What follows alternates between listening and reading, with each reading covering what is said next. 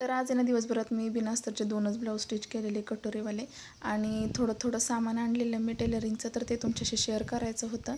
आणि होलसेल म्हणजे दुकानातून घेतलेलं, त्यामुळं नॉडचा बंडल वगैरे कितीला बसला, काय अस्तर कसे घ्यायचे ते पण मी सगळं तुमच्याशी शेअर करणार आहे. तर सुरुवातीला तर दाखवते बघा, दोरेचे रीळ वगैरे जे लागतात ते आणलेले आणि त्यानंतर हुकाचं जे असतं ना छोटं पॉकेट, त्याचा पूर्ण एक बॉक्सच घेतलेला आणि फॉल पण लागायचे होते बरेच. तर त्यानुसार मी काय केलं, एक डझन असे बघून घेतले, जेणेकरून आपल्याला एक फॉल 15 ते 16 रुपयाला पडतो, मग तो आपल्याला परवडतो अशा प्रकारे. आणि त्यानंतर आहे ना, हा जो नॉडचा बंडलचा पूर्ण जो कॉम्बो पॅक आहे ना, तो मला घ्यायचाच होता, कारण प्रत्येक कलर आपल्याला ब्लाऊज स्टिच करताना लागतोच त्यामुळं.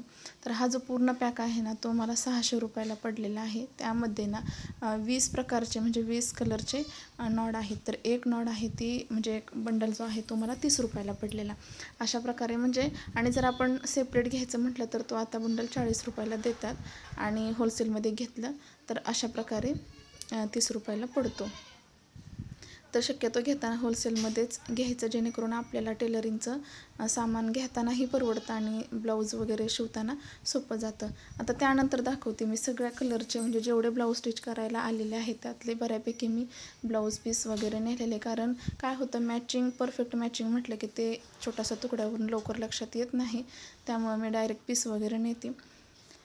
त्यामुळे परफेक्ट असं अस्तर भेटून जातं. आता प्रत्येकाचंच माप वेगवेगळं असतं, त्याच्यामुळं मी काय करते, प्रत्येकाच्या मापानुसार अस्तर घेते. कोणाचं 1 मीटर, कोणाचं 80 सेंटीमीटर, कोणाचं 70 असतं, कोणाचं 90 असतं, कोणाची बाही मोठी छोटी, अशा प्रकारे अस्तर असतं. त्याच्यामुळे ना त्यानुसारच घ्यायचं. तर ते झाल्यानंतर हुकाचं बॉक्स आहे ना, त्यामध्ये दाखवते बघा तुम्हाला किती हुकाचे पॉकेट बसतात आणि ते बॉक्स पण कितीला बसतो. तर त्यामध्ये तुम्हाला सांगते 15 हुकाचे पॉकेट येतात आणि एक जे पॉकेटचा बॉक्स आहे ना, तो आपल्याला 60 ते 65 रुपयाला पडतो. म्हणजे ज्या त्या एरियानुसार ज्या त्या सामानाचा रेट ठरतो. तर ते झाल्यानंतर तर अशा प्रकारे ते सामान घेतलेलं ते शेअर केलं. आणि त्यानंतर मला आहे ना साधेच कटोरीचे ब्लाऊज, म्हणजे जेवढे काही गिऱ्हाईकाचे 2-3 गिऱ्हाईकाचे होते ना, ते कटोरी ब्लाऊज कट करायचे होते. तर त्यानुसार मी एकावर एक ब्लाऊज पीस ठेवून घेतलं आणि त्यानंतर मेजरमेंट आखून जे कटोरीचे पॅटर्न होते ते ठेवून वगैरे आखून घेतलं आणि त्यानंतर लगेच कट वगैरे करून घेतलं. तर आहे ना कटोरी आपली तिरक्याच पद्धतीने ठेवायची आणि जी योगपट्टी आहे होता होईल एवढी योगपट्टी आपल्याला 4च काढायच्या, जेणेकरून आतमध्ये पण आणि बाहेर पण असं म्हणजे वेगळं कापड वगैरे लावायची गरज पडत नाही, जर आपण व्यवस्थित असं मार्जिन ठेवून कट वगैरे केलं तर. तर ते दोन्ही पण ब्लाऊज कट केल्याने त्यानंतर वेगवेगळे सेपरेट करून घेतले आणि सेपरेट करून घेतल्यानंतर ह्या दोन्ही ब्लाऊजचे ना चौकोनी गळे होते, त्यामुळं ते व्यवस्थित असं बांधून ठेवलं. आणि त्यानंतर अजून एका गिऱ्हाईकाचे होते बघा, त्यांचे ना कटोरीचे 3 ब्लाऊज होते, ते पण मी कट करून ठेवलेले आणि ते पण अशा प्रकारे बघू शकता तुम्ही सेपरेट करून घेतलं, जेणेकरून आपल्याला शिवताना जे ते कापड ज्या त्यावेळी भेटून जातं त्यामुळं. तर ह्याची साईज तर हे तिन्ही ब्लाऊज आहे ना 34 साईजचे होते आणि अशा प्रकारे बघा कट करून घेतलं. तर आज सकाळी स्वयंपाक वगैरे सगळं आवरून बसायच्या ह्याच्यात 11 साडे 11 होऊन गेले. त्यानंतर ब्लाऊज कटिंग करण्यातच वेळ गेला आणि त्यानंतर बघा 2 आहेत ना ते कॉलरवाले होते, प्रिन्स कटचे ब्लाऊज आणि फुल स्लीवचे होते, ते पण बिना अस्तरचेच होते, ते पण व्यवस्थित असे कट करून घेतले. आणि कॉलर कसे बसवायचे काय मी नेक्स्ट व्हिडिओमध्ये सांगेनच तुम्हाला किंवा दाखवेल, कारण मला एका ताईची कमेंट आलेली की तुम्ही कॉलर कसे बसवता ते आम्हाला दाखवा म्हणून. तर त्यामुळं मी नक्की शेअर करेन. आणि त्यानंतर एवढे सगळे ब्लाऊज माझे 3पर्यंत म्हणजे दुपारी 3 वाजेपर्यंत कट वगैरे करून झाले. आणि ते झाल्यानंतर हे तुम्ही बघू शकता, हे दोन्हीही ब्लाऊज मी अस्तरचे होते एकाच गिऱ्हाईकाचे, ते मी लगेचच शिवून घेतले. त्यांना नॉड वगैरे लावायचे होते आणि पाठीच्या बाजूला चौकोनी गळा होता, एकाला दाबटीप दिलेली आणि एका ब्लाऊजला मी गुलाबी ब्लाऊजला गोट टाकलेला. तर ते कंप्लीट झाल्यानंतर हा जो व्हिडिओ मला शेअर करायचा राहून गेलेला तो म्हणजे ना, हा जो मी ब्लाऊज ब्लॅक कलरचा दाखवलेला आहे ना, तो 40 साईजचा ब्लाऊज होता आणि कस्टमरने जे अस्तर दिलं होतं ते ना 80च्या थोडंसं कमी होतं.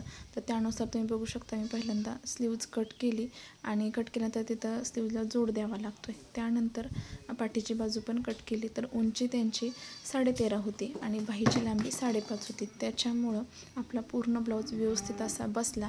त्या जागी जर समजा उंची जास्त असती किंवा बाहीची जरी लांबी जास्त असती तरी पण आपला ब्लाऊज व्यवस्थित बसला नसता. तर त्यानुसार मी कटोरी ठेवली आणि कटोरी ठेवल्यानंतर उभारणी पण तिरकी ठेवली.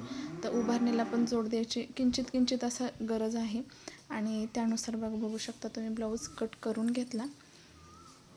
तर वेलवेटचा ब्लाऊज पीस होता त्यामुळं. आणि काही असले तरी ना प्रत्येक वेळेस पॅटर्न आपण नाही का व्यवस्थित ठेवायचे, त्यानुसार ॲडजस्ट करायचं. सगळं व्यवस्थित बसतं आहे का, फिटिंगच्या बाजूला होता होईल एवढा जोड द्यायला, म्हणजे नाही का द्यायचा, असं गळ्याला वगैरे किंवा पुढच्या बाजूला कटोरीला जोड द्यायचा नाही.